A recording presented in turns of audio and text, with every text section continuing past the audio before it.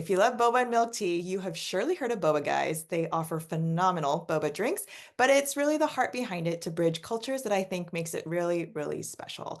I'm super excited to have Andrew Chau, CEO and co-founder of Boba Guys, with me today to talk about his story, entrepreneurship journey, his heart for the company, the world, and so much more. Welcome, Andrew. Hello, Amy. Thanks for having me. Of course. Thanks for being here. It has been a long time, but Quite a we bit, yeah. actually knew each other in undergrad days. Plus, Yeah. I am a huge Boba Guys fan, so it is really fun to reconnect and get to do this. Yeah, it's an honor. It's kind of weird to see somebody almost 20 years later. I think this is the first engaged conversation we've had other than like DMs or something, I guess. So Yeah. it's Yeah, good to be post. on your show. And I'm excited. Yeah. Some people out there still might not know what boba is or at least heard of Boba Guys. Can you share a little bit about yourself and then the journey to where you are now? All right, cool. Well, I always start by saying what the product is. So what we sell, think of a cafe, but our core drink that we sell in the cafe, we sell snacks and stuff too, but the drink is kind of what it's known for. It's called boba or boba milk tea or bubble tea. It's essentially milk tea with tapioca pearls, but you can actually have chia seeds, pudding. So instead of tapioca pearls, it's just like a dessert. And so it is actually healthier than people think. If you have chia seeds, almond jelly, grass jelly, herbal jelly, those are generally actually very nutritious. But the base liquid, the beverage itself, is usually a milk tea. So that's like a black milk tea. Think of like an English breakfast with like dairy milk, condensed milk, or something. And we're known for our matcha. But for the most part, think of it as a milk tea beverage with some topping or inclusions at the bottom. People have probably seen it. Maybe they haven't always tried it. It started out as an Asian drink, right? It's a Taiwanese drink. My mom's from Taiwan, but then I would say it started 30 years ago in the US, around the 90s, because it came in Taiwan in the 80s, it came out. And then in the 90s, it kind of started coming here in the Bay Area and LA and a little bit of New York, where most of the Asian American population in the US was. And then it really took off. And some people would say, um, well, you can attest to this. You watched my whole journey, I guess. We would kind of kickstart the second wave, where the first wave was multinationals, like from Taiwan, quickly Tapioca Express, if you guys know those names. And then now people most likely will say like Boba Guys kick started this like blue bottle esque, like Phil's coffee esque version of boba that kind of swept like New York and San Francisco at the time. Yeah. And here we are, 14 years later. Yeah, I can't believe it's been 14 years. And when you Yeah. said 20 years, I was like, oh my gosh, we just Yeah. dated ourselves for our college days. But I know you said 20. Oh man, now you can do the homework. Yeah. Then when they can look on LinkedIn, they're gonna be like, oh, I know when they graduated undergrad, so that could that's take that true. on. That's true. I think that's how Yeah. my team figures out how old I am. I had somebody said, "You're old," and I was like, "Do you count as a millennial?" And I was like, "Well, what year is a millennial?" And then they explained the math they saw, and I was like, "How'd you even know when I graduated college?" And I was like, "Oh, you guys checked my LinkedIn." Yeah. And Yeah. yeah, yeah. So Yeah. maybe I should take the years off my LinkedIn. I know, right? As you get later in, you're like, gonna remove some of those. Yeah. Well, let's start with your entrepreneurship DNA, if you Mhm. will, because I feel like I have thought about this a lot growing up as a daughter of an immigrant who had his own business. And I thought about certain things because of my love for food. And I know my dad had different, comments for me of hopes that he wanted. But do you feel like you had this kind of entrepreneurship ingrained in you? Because I know you've talked about growing up in your family's business and restaurant as well. Yeah, yeah, definitely. I felt like I mean, a lot of immigrant families, as you just said, you grew up in kind of like these kind of immigrant kind of industries. So food, restaurants is like a very, very well known one, right? And people have nail salons if you're in the Vietnamese community, or dry cleaners, or a lot of ethnic communities because they bring what they know from their homeland is food. So like you see Turkish food, Greek food, Japanese food, Thai food from their homelands, and I think that's a very common thing. With that being said, I generally think the parents don't want the kids to carry that tradition on. My parents were one of them. I was a restaurant kid. So similarly, I grew up, and my parents definitely did not want me to do food business. They came to here to get me out of it so I can be the whole stereotype of a doctor, lawyer, engineer. I avoided all three. I and Boba Guys, as some people know, but for those who don't know, the story was I did it as a side hustle with my co-founder while I had a corporate job after business school. And then the one cafe we had, which was modeled off of, I kind of said I was from the Bay Area or from the Warriors, go Dubs. Go, go Um, Warriors. that the Bay Area had Blue Bottle and Phil's Coffee come out of the Bay Area. So in that time, if you guys in the those watching might know, 2009, 10, 11, we started 2011, but we had the idea around 2010, 11. Blue Bottle and Phil's are right taking off. They're like 2, 3 stores in, and you're like, oh, they're going to turn into a chain. And I was a very frequent customer of it. And my co-founder and I, we don't really drink alcohol, so we were always going to boba or coffee in the morning. And he was actually much more of a coffee guy than me. And we were like, can we do a Blue Bottle version of what boba does?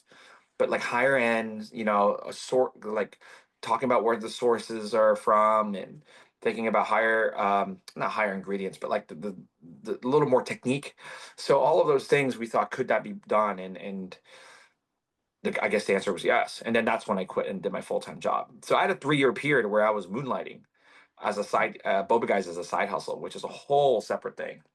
But I don't know where you want to go with that one. I could go down that memory lane of 3 years of side hustle, or I can just go into the last 10 years of just doing it full time and like um, running a company, especially getting through a pandemic.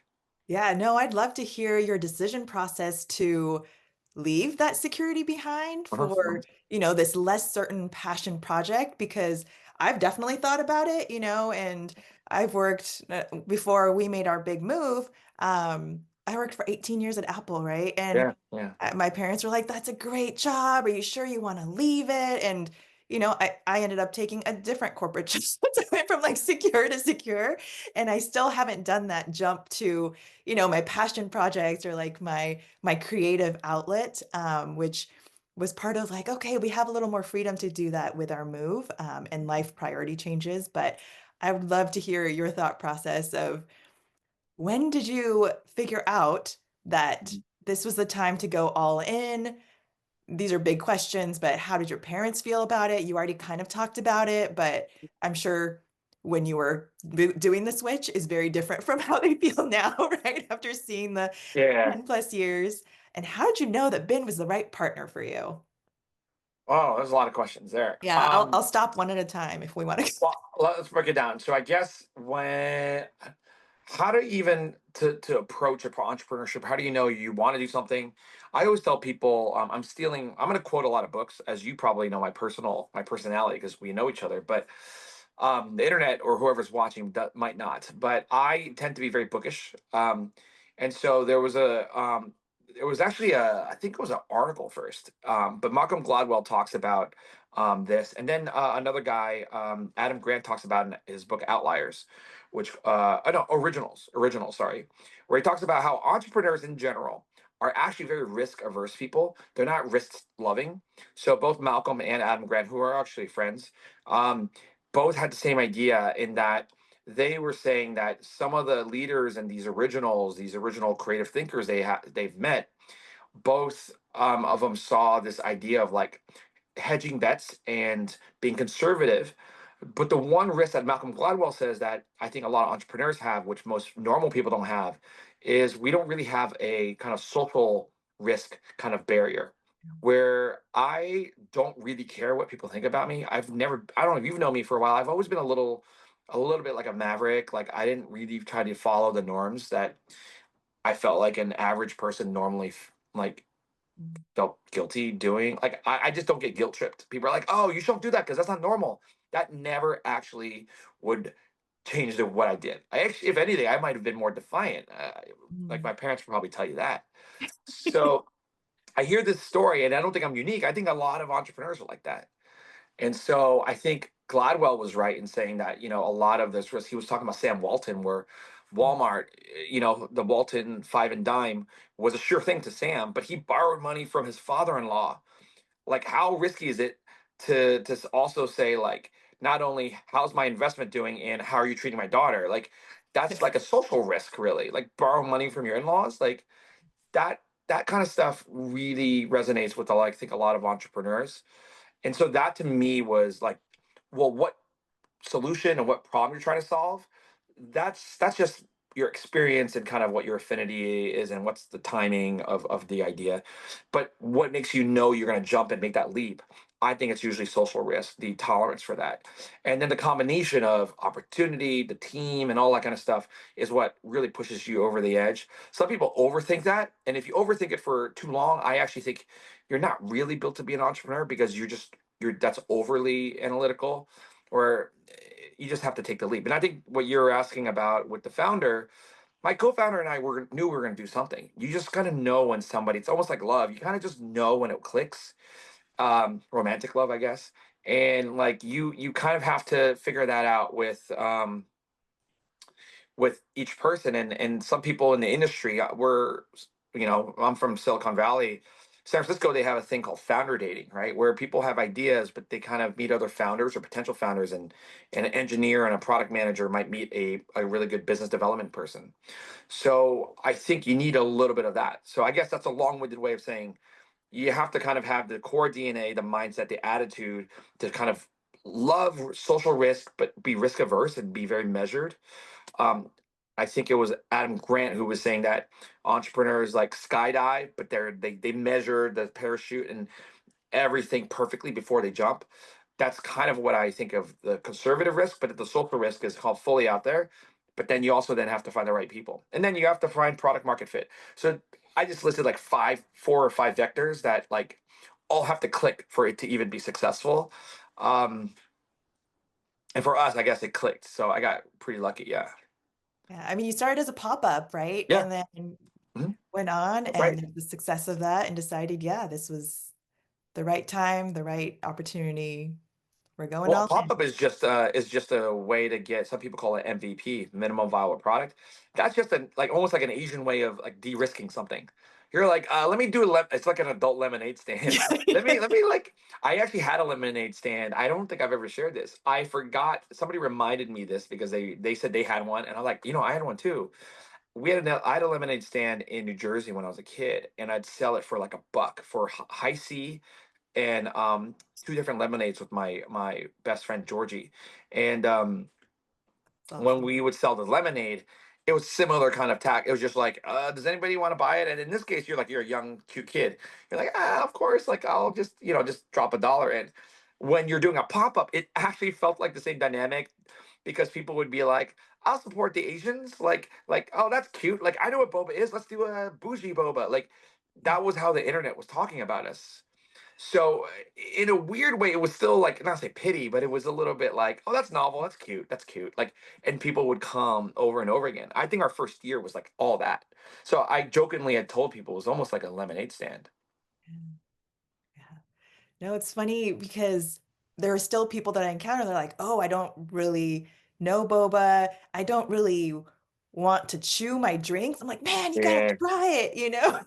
Don't knock it unless you've tried it." Slowly but surely, I would say, I mean, not just us, but I think our industry and our generation of boba shops, I think blew it wide open. So if you're in almost every major metropolitan area, every single one, you're talking about like St. Louis to obviously Chicago, even Miami, which um, Fort Lauderdale, they have boba shops everywhere. Yeah. So, not everything is as advanced as kind of what you see out in California or New York. But it's there, and then it's just slightly lagging behind. It's like fashion or music. It's like certain trends just take a little bit later. I don't think it's a good or bad thing. I think certain cities have food trends that are hot, but fashion, like San Francisco, great food trends, worst dressed city in the country, right? So like, I mean, so like, you pick and choose. So in this case, boba for beverages, because of the Asian population, might hit a little earlier in some of these cities that have more Asian enclaves. Yeah. But now we kind of broke the barrier, so we're in like these mainstream malls. It's kind of what we got famous for. So um, I guess it's a different story now, but I would say 10 years ago when you probably saw my Facebook and I was posting about it, I wouldn't post about how hard it was to sell to landlords. Almost 9 out of 10 landlords would be like, "Are you sure? Is it? Are you sure if I use them? Are you sure your guest, your customers are going to come here?" And people think we're this like marketing machine, which I am. That was my discipline. But I would like to say the hardest part that I would love to get a little bit more credit for, not me, but like my co-founder or Boba Guys, is like, wow, they really convinced a lot of landlords that it was okay Mhm. to open boba shops in prime real estate. Yeah. That was actually, I think, harder than making something look cool. So, but again, 14 years later, here we are. So yeah. So what's been the evolution of your parents from the first point that you said, I'm opening a boba shop or a boba company Uh-huh. to now? Well, I was, I'm just really good at disappointing them. I would actually say I think I've said this before, is like I think I'm one of the best people at disappointing because a little bit like rebellious, and so like that is just not good for immigrant parents who wants the stability because it's chaotic. So I think my parents are now like to not tell me to do anything, and then I'll probably do it. But if somebody forces me to do it, I actually kind of reject it, and that's I don't that's it's a little bit of a probably a toxic trait to be honest. But I think they didn't love it, but I would say they were encouraging. I was very lucky. I was saying to you earlier, I think like I think we were kind of hot out of the gate. So from our first pop up on, as you know, we had these lines. So I think from that, and we were in the news right away, and we were on TV, and so we at least there was like social proof that it was working, even if it wasn't making a lot of money. I think my parents were concerned when I quit and did my full time job. People don't always know this is that we did Boba Guys for as a part time gig. We moonlighted. It was a side hustle for 3 years. We had three stores, our Mission, Union Square, Hayes Valley store, all while we were doing corporate jobs. And then I was burning out. And so I quit. And then 2 months later, my co founder quit. And so then we did it full time. So, yeah. Yeah. And now they're excited. Well, now well, if it weren't for the pandemic, they would be really, really excited. I would say the pandemic kind of it's not a Boba Guys thing, but the industry just got hit a ton, especially in our markets, San Francisco, New York, LA. I mean, anybody who lives in those markets will tell you how hurts. Not, I wouldn't say people don't think we're small businesses, but we're not big. We're medium maybe businesses, like 20 plus stores. So even us, like we don't have, HR software costs the same amount, Yeah. regardless of almost of what size you are. So if you, I don't, not everybody thinks of business like that. So to us, like it's been hard, but um, I think the autonomy, the joy, the direct impact you can have on people's lives, I think is probably more priceless than anything I would have done in corporate. I put this on my Instagram, my private, my personal Instagram. Like we had just I it was my one of my shift leads last days, and we have 500 plus employees. So I actually don't always know them employees, except for this one. She had worked for us for 7 years. Mm. And that store, a bunch of them just got into college. So there was this one kid who got into UCLA and he wants to be a filmmaker. We have this one kid that got into Berkeley, where I went, right? So where we went, so it was like go Bears, go Jay, and then Alexa, this girl Alexa, who went to Berkeley, then got a different job in kind of the sciences that she really wants to do. But she was with us for 7 years, pre undergrad. So I saw her in high school, went to college, worked for us kind of in between while she was applying for grad school, got into the program and job she wanted, essential job first. And that's really where, like I was saying, I don't want to get sentimental, but that's almost priceless, honestly. Like I don't think in corporate America, you don't have ownership over people's career like that. Um, and like it could be business is a jaded kind of in a really tough industry, but moments like that, I mean, I wrote about it yesterday, right? I think if you saw it, it was just like, that's why I do it. That's why I haven't sold the company to Starbucks. Everyone's like, how come you don't sell? I'm like, well, now I don't know if it's worth a lot to them, but like pre-pandemic, yeah, we were getting courted by everybody. So I think, um, but I left corporate for a reason. So you did too, right? Like 18 years. You could be at Apple still. Like, why? I have a theory. There's Maslow hierarchy of needs. I Mhm. think there's a Maslow's, or whatever you want to call it, the Maslow's hierarchy of dreams. And dreams are kind of in different tiers, the way needs are. And the highest tier, honestly, is purpose. You'll pursue any dream if you know the purpose of it. And then other dreams are like, I want to pursue that dream to make money. Other dreams are like, I want to do it for prestige. But the highest, doesn't matter the money, the highest order, it's almost like in Maslow hierarchy of needs is like what makes you breathe and eat, sustenance, like eat. That level of dreams, in my opinion, is something that's like a calling or purpose. And for me, I don't think boba is my calling, but bridging cultures and being um you knew this, you've seen my AOL screen name turn into my Instagram screen name. Chow Million had been my AIM screen name, and I'm a chameleon ever since college. I was always the kid that could go to, I did business, but I also did sociology, but I was also um, at the school paper, but I was really good at the sciences because at the beginning I was a pre-med at Berkeley. So for me, like I was always like code switching, and that turned into a big part of my identity. So my screen name, as you know, is Chow Million, and it's stuck because I think a lot of what I do is kind of, if you're Asian, bringing Asian stuff and making it for the masses. But people forget we also have like half of our clientele is, Asian or part of like the minority diasporas. The If you're Asian, you might not know what horchata is, or you might not know what mazapan is, which we had as drinks. So it goes both ways, and we try to kind of get people to engage with culture on a much deeper level. So that to me was my calling. And so as long as I'm doing that, whether it was food or even I'm storytelling, that to me is still the same calling, right? It's under this umbrella purpose of bridging culture. So then I'm fulfilled. Like I would do this for free. No, I have several things that I want to go on, but I have long appreciated your voice to speak out for Mhm, things, right? Whether it is like hard topics in the world, or I know you are very big into transparency in your business and mhm, sharing with your employees, and you've had open letters, blog entries, and like you mentioned, your posts. mhm, And yeah, there's a lot of companies that are not transparent, and being, I was in auditing world for quite some time. yeah. So yeah, there's a lot of lack of transparency out there. So I really appreciate that.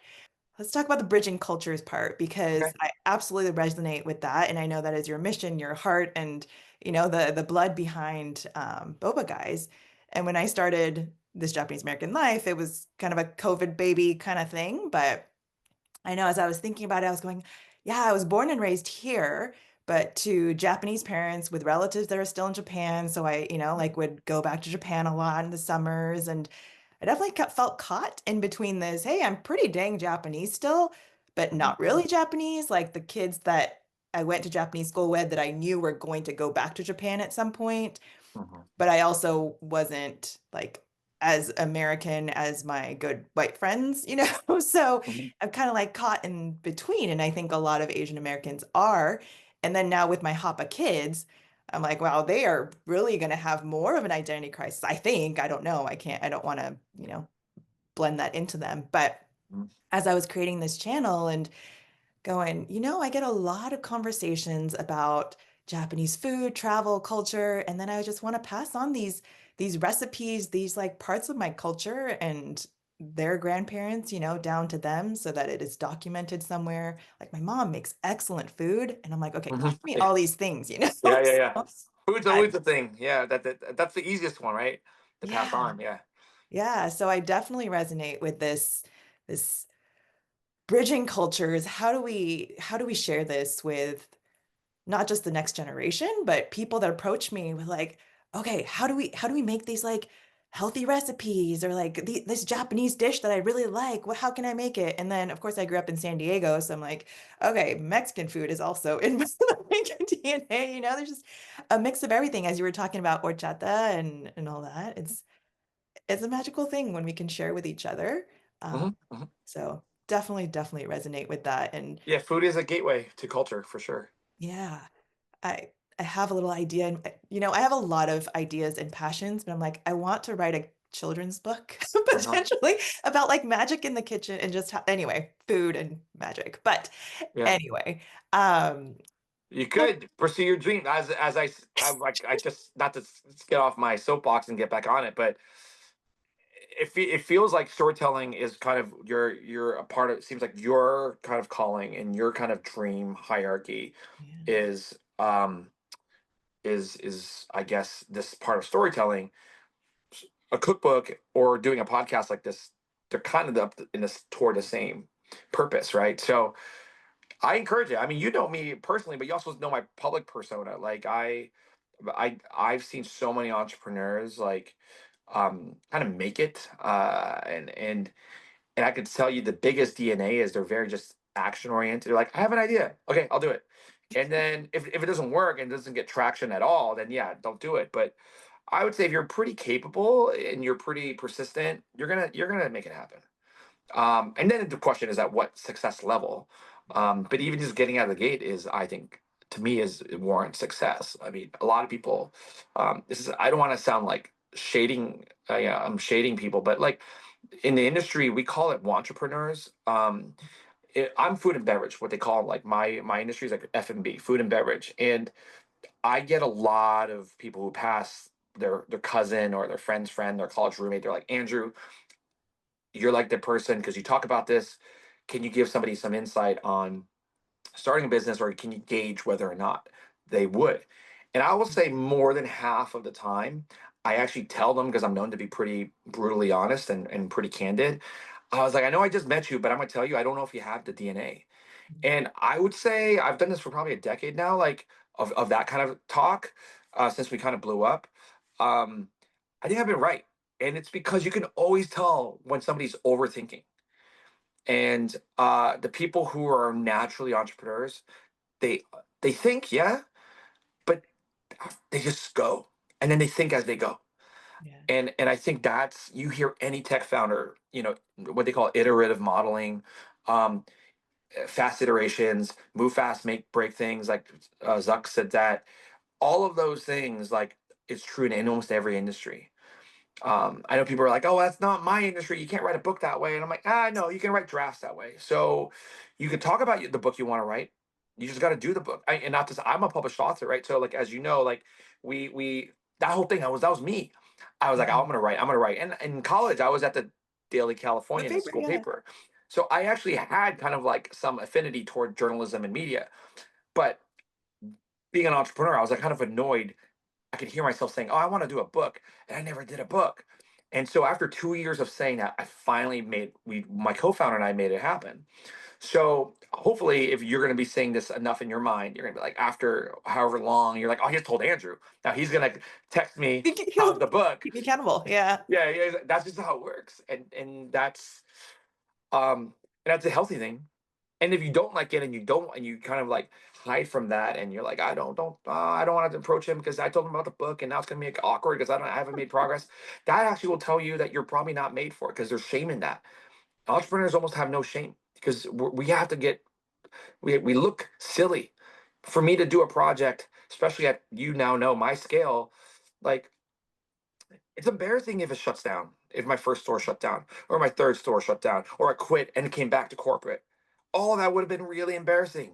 Still is. Let's say Boba Guys doesn't make it. I'm 14 years in. I'm pretty sure we're gonna make it to at least year 15, 16, maybe. But I don't know. What if I don't make it to year 20? Am I gonna feel shameful? Like, there's a part of me, I'd be like, oh, that's pretty rare. One in 100,000 businesses get to our size. But I would have loved for it to carry on and be there when I retired, but that might not be in the cards for me, and I have to kind of live with that. And done a lot of therapy to I that was one of my biggest fears, still is. But I just have to know, like, hey, you know what, we had a good run. And I think that's, like, how, I mean, if people listening, that's just how a lot of entrepreneurs think. And I don't mean to speak for all entrepreneurs, but I would say most people, I've gotten feedback because I've done, different media angles. And a lot of times people reach out and they're like, you're just so honest about mental health. You're honest about how hard it is. Sometimes your question about bridging cultures, it actually is just really hard sometimes to sell something that another culture, it's like normal in another culture, but it's normal in your culture, right? You're going to be like, pimple patches, right? You're like, what? You have to wear something and you always have those little dots on your face?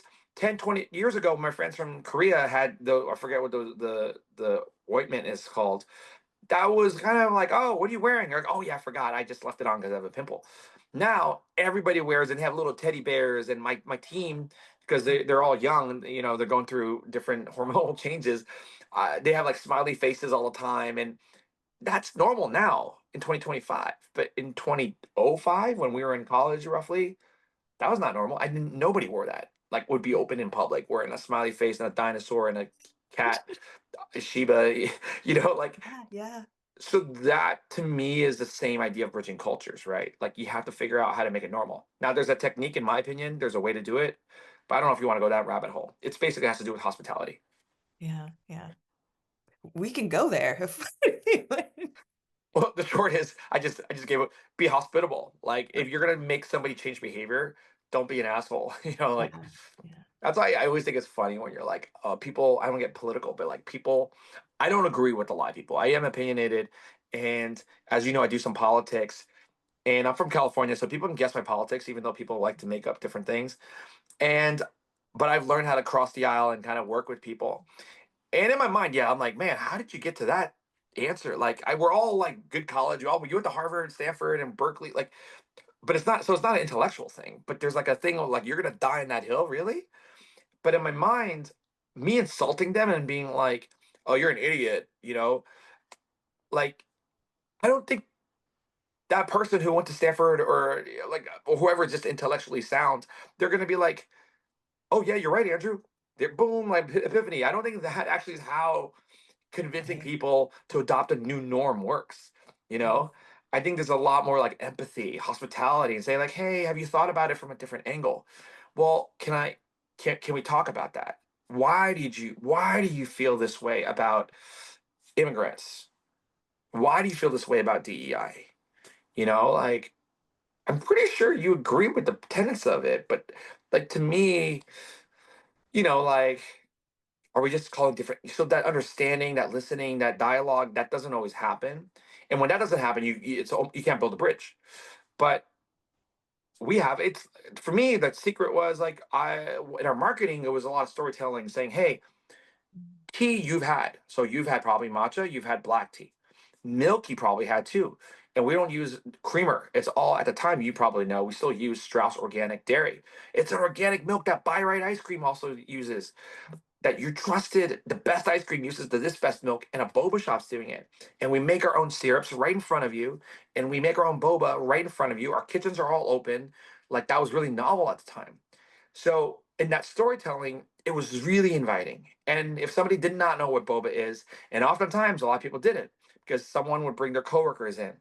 But we were that place that if you brought your coworkers in who never had boba, we'd be like, "Oh, no worries. Like, well, Boba Guys is the place to have your first time." And I always say, "You never forget your first."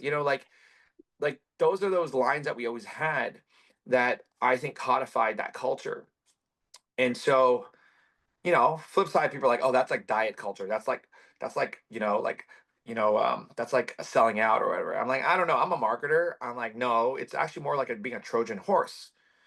Through that, I can't tell you, I'm pretty sure Boba Guys gets more questions about Taiwan than Mhm. any other chain. Mhm. Because every other chain doesn't have a face, they don't have a voice. Yeah. I actually have been interviewed, you can Google it, where we talk about our identity and the complexity of Taiwanese identity versus, its big brother. And um, the complexity of Taiwan Japanese and Dutch culture in the island of Taiwan. Just like you're Mhm. Japanese, the very complicated Japanese culture of even the subcultures of like Okinawans versus, the city folk and in North South Japan. So like I think that all that is to say, I think it's more of a mindset and an approach to bridging cultures versus like what you're actually like. It's not a tactical thing. It's kind of like a mindset philosophy. Yeah. And this kind of segues well into with the success, with the limelight. I'm sure you also get, well, I know you get a lot of negative comments also, and people that come at you, right? And things that can be hurtful, especially if Mhm. it kind of feels personal Yeah. and it's not just about your business necessarily. So how do you manage that for yourself? And how do you model leading with kindness in a world that doesn't always reward that behavior? Ooh. Great. That's a great question. I don't think I've ever gotten that one. Oh.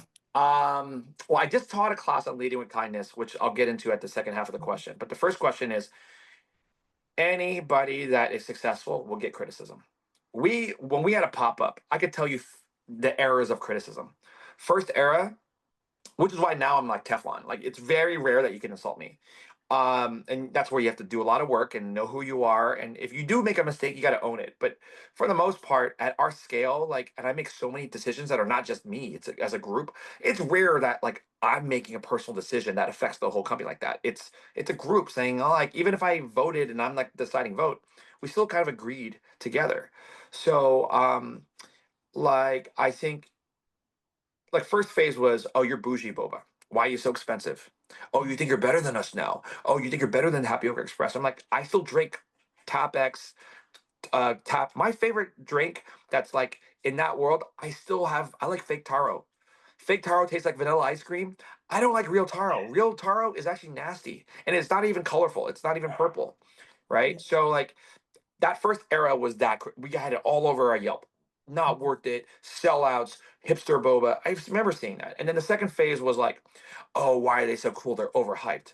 Wait in line for an hour, 2 hours. We had a New York line that was 4 hours before.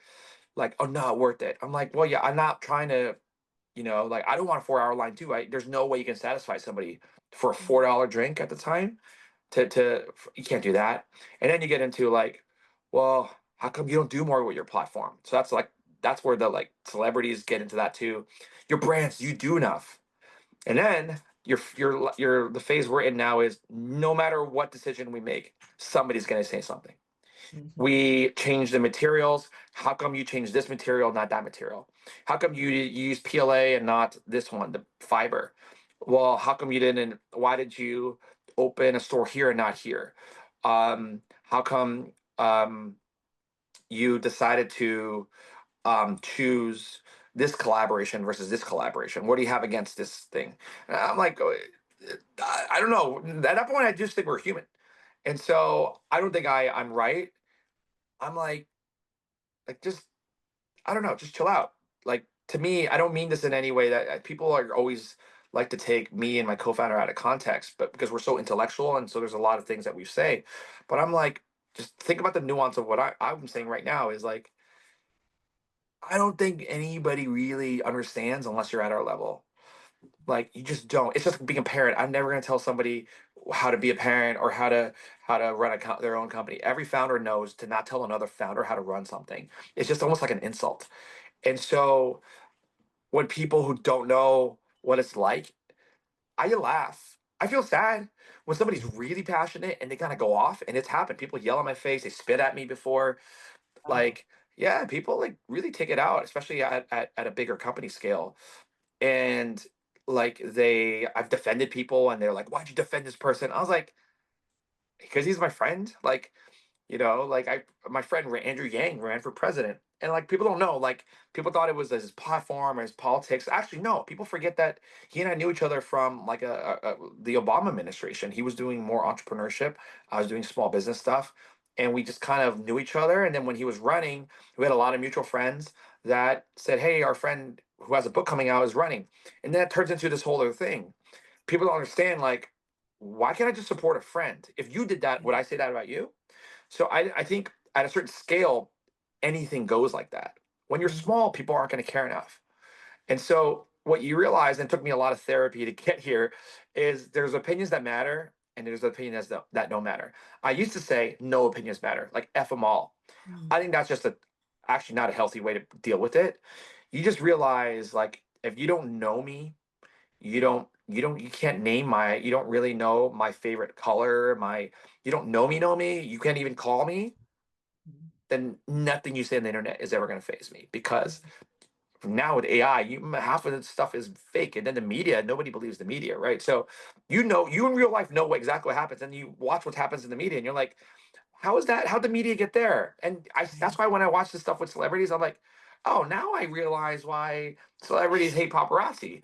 Like, I'm not a celebrity, but I'm like, companies go through the same thing, Mhm. where like some people just like want to use it's anybody's not success is at scale because in media, it sells papers.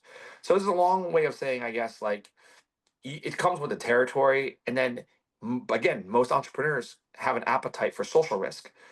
So I don't really care. I mean, you know what I'm saying? I mean, it hurts sometimes because they bring out some personal item. I'm like, that has nothing to do with it.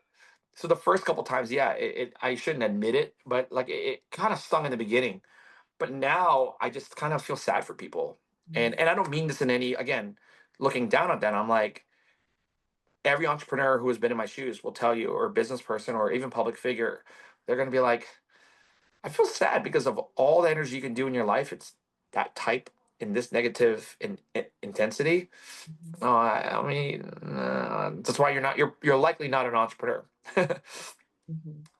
Yeah. Yeah. So in hearing all of that and in your story earlier about mentorship, right? I see your Yeah. heart. I see your like desire, and you said you would do this even if it weren't making money, right? Yeah. And I think that is a beautiful thing to be able to see like someone leading a company with, these values and these care Hmm. for others. So, Yeah. yeah. Thanks.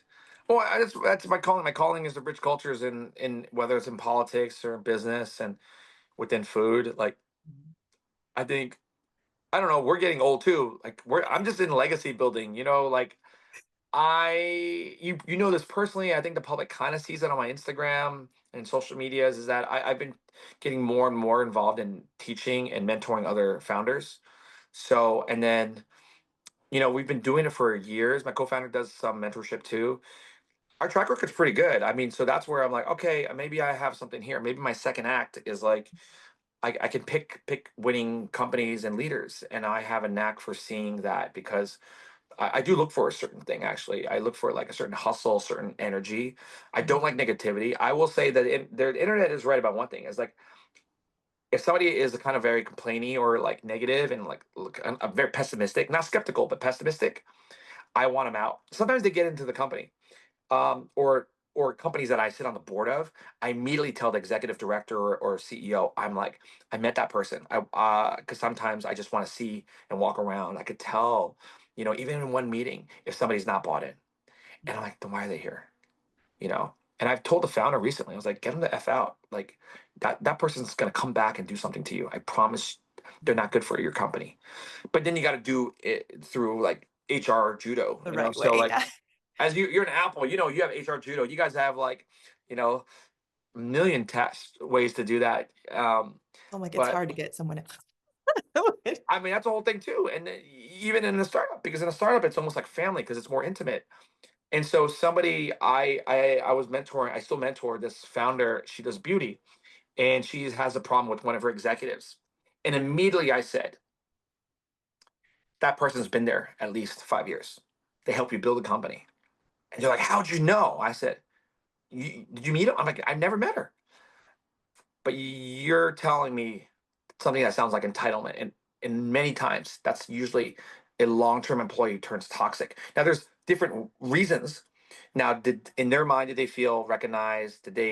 Are they comparing? Did they develop fast enough? The company maybe outgrew them. In my opinion, it's almost always the company's outgrown that person.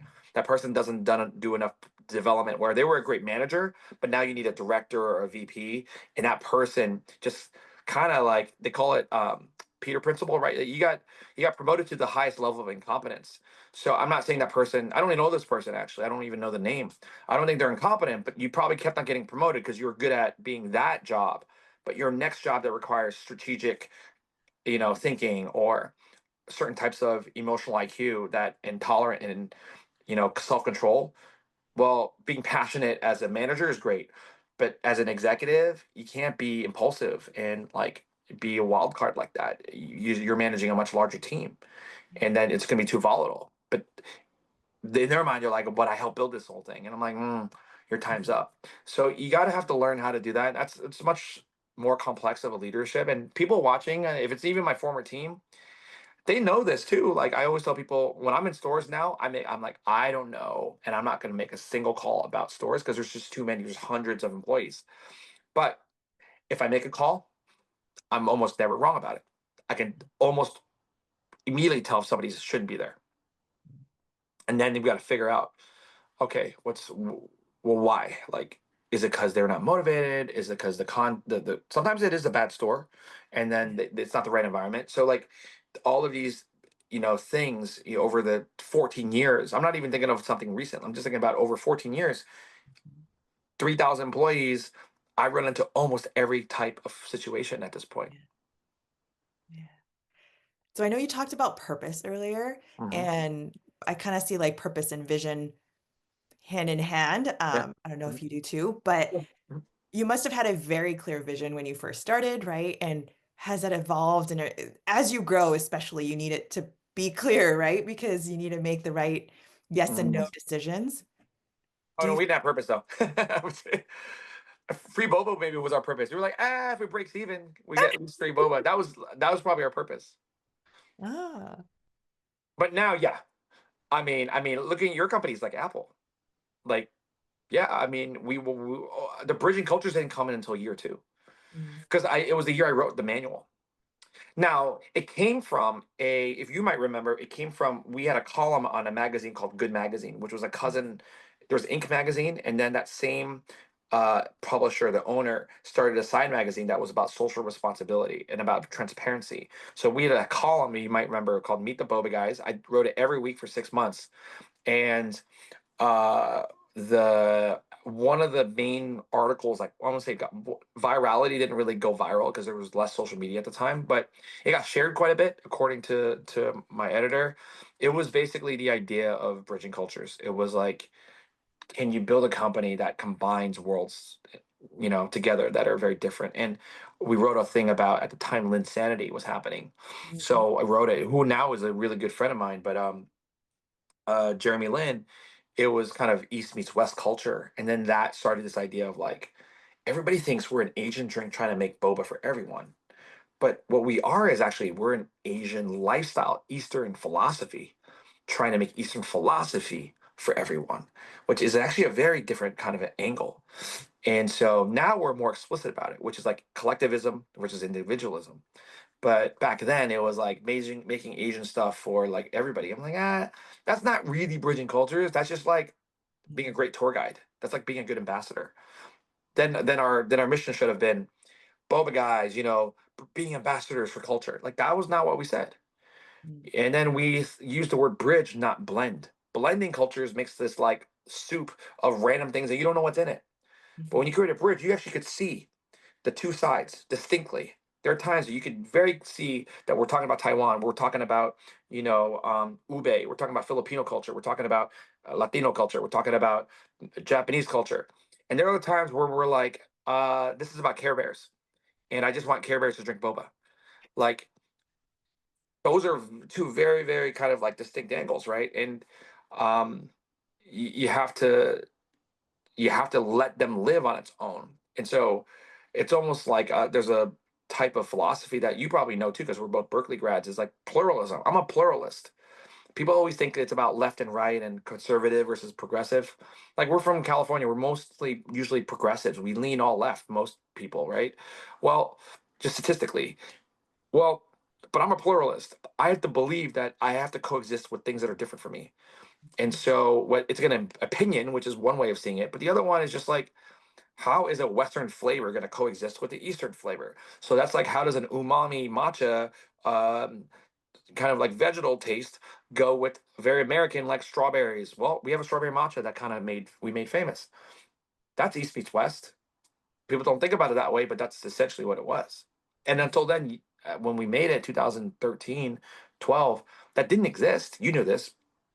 I had to Google it. I remember, and when we were doing interviews, I was like, "Well, what if we say we're not the first ones?" Like, so my co-founder and I looked at it, and we're like, and I think we are. I think we can't find green tea strawberry drinks, green tea strawberry beverage, green tea matcha, matcha strawberry, like every combination. 2011, 12, when we were kind of thinking of the idea, 2012, that was like, oh, it really doesn't exist. And so I think that was one where, like, okay, why doesn't it exist? yeah, Why is it not normal? Then you got to think, is it too much? Is it blasphemy? Is the Japanese side gonna be like, you can't do that with matcha? So you have to think also, when you're bridging cultures, like, sometimes it hasn't been done because it can't be done. So all of those things you have to kind of wrestle with as you kind of think about what you're trying to bring and tell a story about. Yeah. As we talk about bridging cultures, how can people, like Mhm. everyday people, all of us, bridge these cultures because we all have culture, right? Whether it is Asian, whatever, whatever our backgrounds Yeah, are, Americans right? culture. Yeah, yeah. Yeah, yeah. How can people, can you think of some simple ways people can Yeah. do that to connect deeper with others? Learn, listen, really simple. Ask why. Simon Sinek wrote a book called Start with Why, just why. So, good examples are like, I used to have a team, my team, a lot of them who are not Asian, uh, in drinks. This is very practical. They don't have, they don't like ice. They're Mm, like milk tea, no ice. And I had remember somebody who just they were not Asian. They were like, are they just trying to be cheap? And I was like, well, wait, no, no, no, no. It's not about being cheap. Sometimes it could be. A lot of times it has to do with if something's too cold, it messes up your chi, mm, right? And if you're East Asian culture, you definitely know that because we grew up with it. You like things lukewarm, not too hot, not too cold, like Goldilocks, right? But like to somebody in the West, there's really no equivalent of chi in the West. Maybe now if you're studying TCM, like kind of Eastern medicine stuff, like maybe, but you really didn't have that. And so like I think to me that was just, and I've had it and I've seen it, and we got to train our team. We're like, hey, just show curiosity. Like you should mhm, have just asked why, not assume. mhm, And so we actually do correct people. Um, and so that just rewires the brain a little bit to be like why and curious. And I think Americans, because we're used to being on top, we're used to like being like the main character. Like we have such main character energy. Like I think that's probably shot us in the foot. If you're a main character and you literally are the star quarterback, and like we have a star quarterback syndrome, but we have a second string quarterback syndrome now. We're actually not really the best. We're probably tied, if not worse, than some of the countries in most things like education, healthcare, safety, and all this stuff. So we're behind. And so, but we act like we deserve it and we know everything, and we're like walking like the big person on campus, and everybody's looking at us, and we're like, you're not even starting. You know, it used to be cool, but like I think to me, I think America, if you were curious, you would develop new skills. You would figure out a different way to train. You would want to be better. And I think if we can do that, I think that's great. I don't think it's just an American thing, but I just think it's anybody who's been the best or at the top for too long. You just have, it's not even complacency. It's just like it's entitlement. And I've always been, sadly, I've always been marginalized. I grew up in Jersey, so I was always the only Asian kid in town. When I go to Asia, like I do speak the Asian languages, but I obviously am American to them. So as you were saying earlier, like you don't really fully fit in, but I think you can own your own identity. People like to say third culture. I don't believe in third culture. I believe in both cultures. I try more and more. It took a really long time, but when I was just in Hong Kong, you probably saw my Instagram. I could now go to Hong Kong and not speak English for maybe like or at all, really. And I wasn't always like that, and I was always embarrassed of my Cantonese, and even my Mandarin was probably could be worse. And that was my first language. So like to me now, people, as you might know, you're like, oh, your Instagram has all these like really deep cultural elements, and I said, yeah, because I went back because I go to mm, Asia so much. I spend like maybe a quarter of my year in Asia every year, the last 5 years. I almost like have to be curious because I don't know. And then I do think like I don't want to lose. So I'm like, I need to learn because if I stay in my old American ways, I know you're laughing at me. So I gotta catch up. I gotta get my language skills up. I gotta get my international like mindset up. I have to learn my culture. So yeah, that's it. yeah. There's so much I want to unpack there too. Yeah. We could talk forever. Right. But I mean, traveling is a huge love of mine as well. And I studied Mhm, abroad and like got to do tons of different like Europe stops as well. And mhm, and mhm. it was fantastic. You learn about cultures, you learn about people, and I hope my kids get to travel a lot too and have more perspective, on the Mhm, world. mhm, And mhm, we like to always leave people with a tangible action step or challenge mhm, to get people kind of thinking mhm. and moving. And I don't know if your challenge for them is going to be ask why, because I think that is no matter what your situation, right? Whether you are at work and you have a challenging person that you work with that you just butt heads with, if we're a little more curious, I feel like we come at it at a much better angle. So it's not just about even like different background cultures, but like styles of just being. I think it's Bourdain then. Just I think it's travel. You have to. He says you just travel because I think when you travel, you stretch a part of your brain Yeah. that just through languages. Like I know what some people think. Oh, I don't have enough money to travel. Or I don't. I'm like, well, you can even just travel to another state. Mhm. And if you're Californian, go to the deep south. Everybody's watching Sinners right now. Like, then go understand. Like, there was this scene that actually my friend Dolly made the documentary about the Southern Asian Americans or Asians in Mississippi.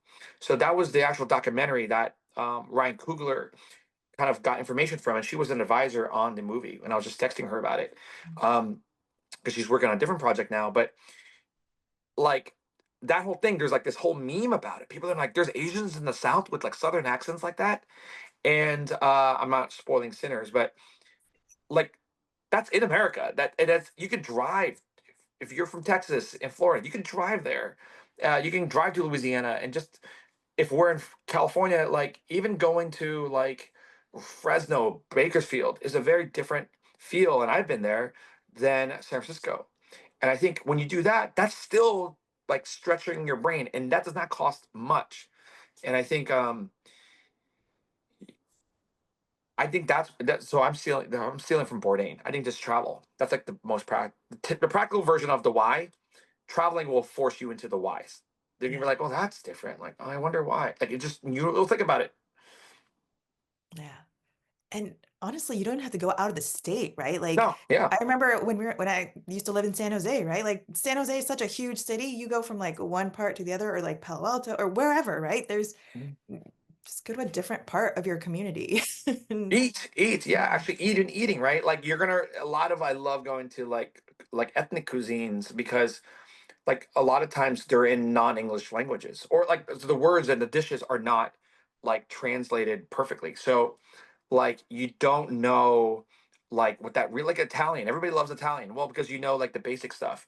But sometimes I'm going into it, even at my age, our age, we're going to a nice Italian restaurant. I have no idea what this is. Yeah. And they're like, oh, that's like braised mushrooms with da da da da. I didn't even know what that fancy Italian word was. But I kind of liked instead of it saying it what it was, like I kind of like the name. So I'm like, oh, that's what that is. Because again, in our store, I don't know if you noticed this, is like and we have 20 plus stores. One of our core on every single menu is a drink, it's a tea called Tie Guan Yin, Tai Mm, Guan Yin. mhm. And that actually means Iron Goddess. So have you ever seen Iron Goddess oolong tea? That's actually what Tie Guan Yin translates to. Ti Guan Yam or Tie Guan Yin in one of the two dialects, whichever dialect you choose. And it still means Iron Goddess in either dialect. And then I remember in a meeting, my team was like, why don't we just call it Iron Goddess Oolong then?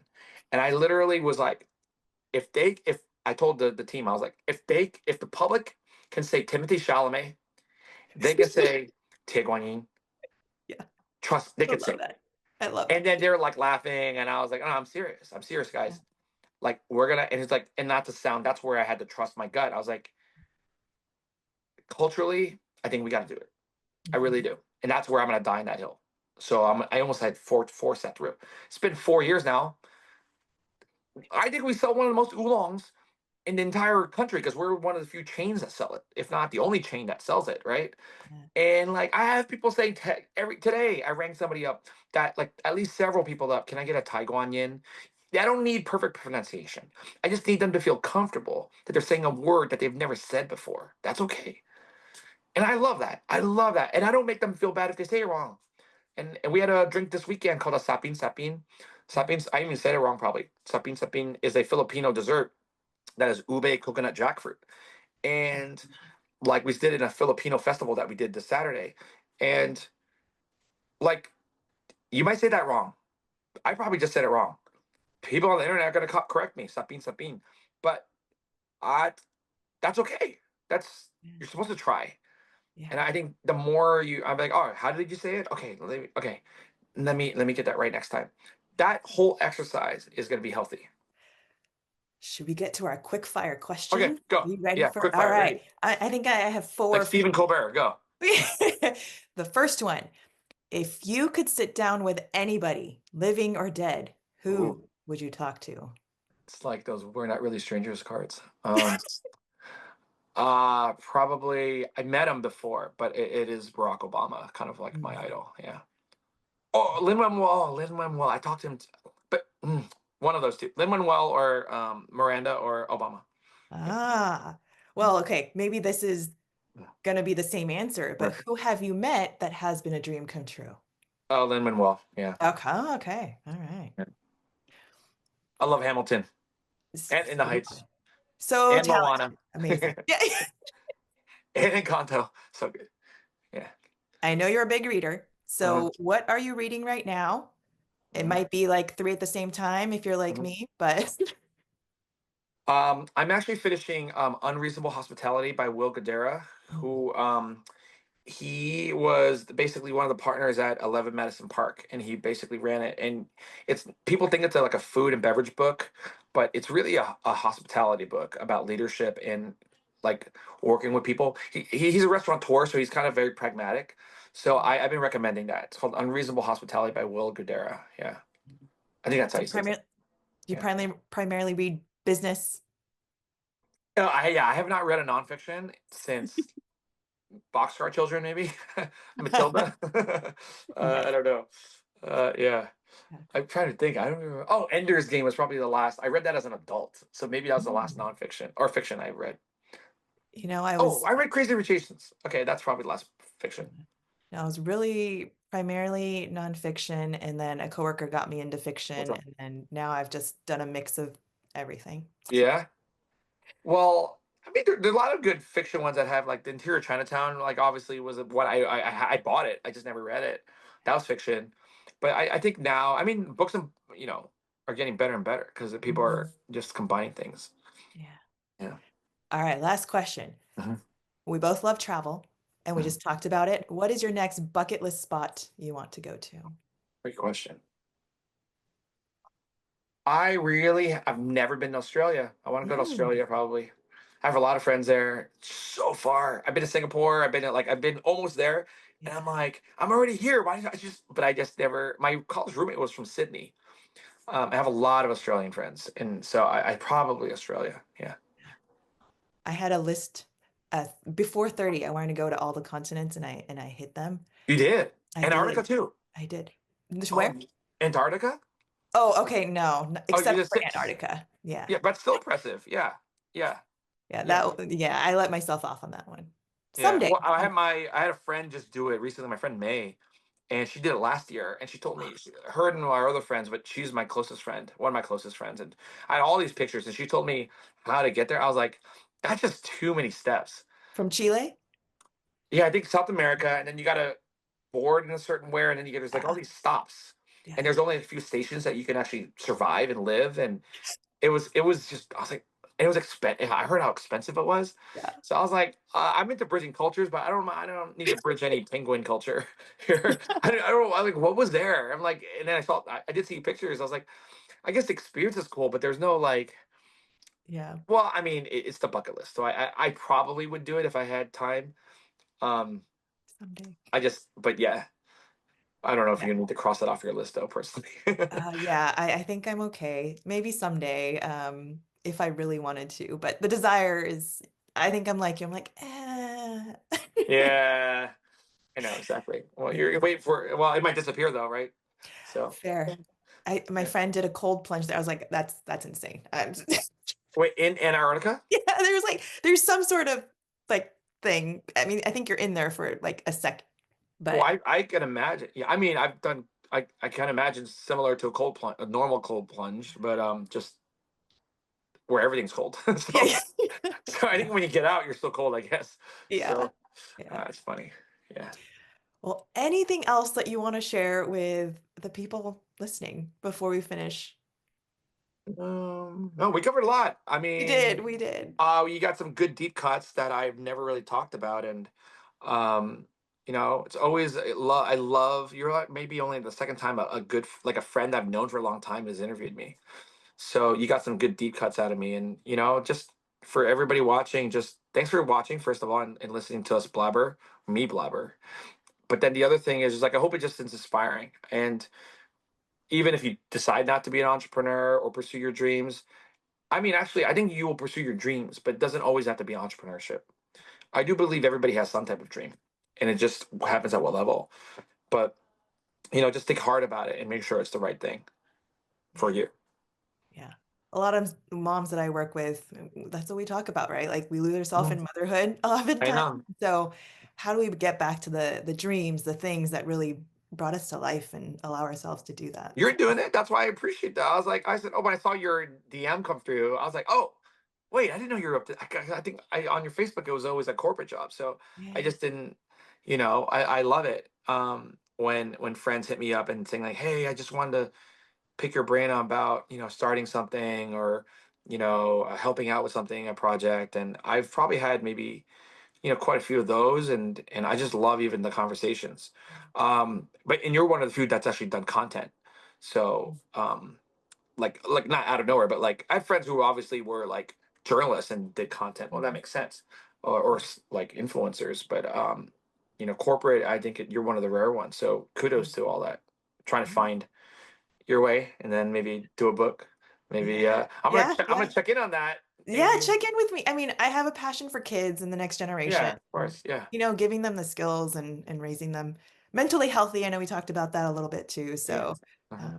yeah, just a matter Cool. of priorities and, what to say yes to now and what to say no to. But Yeah. how can people connect with you further? And You can find Boba Guys online at Boba Guys, Boba Guys, on any social media. Generally, we kind of I think took all the domains for that, thankfully. And then you can find me, Chalmeleon. Actually, as Amy will tell you, that was my AIM screen name back in the day. Has not changed.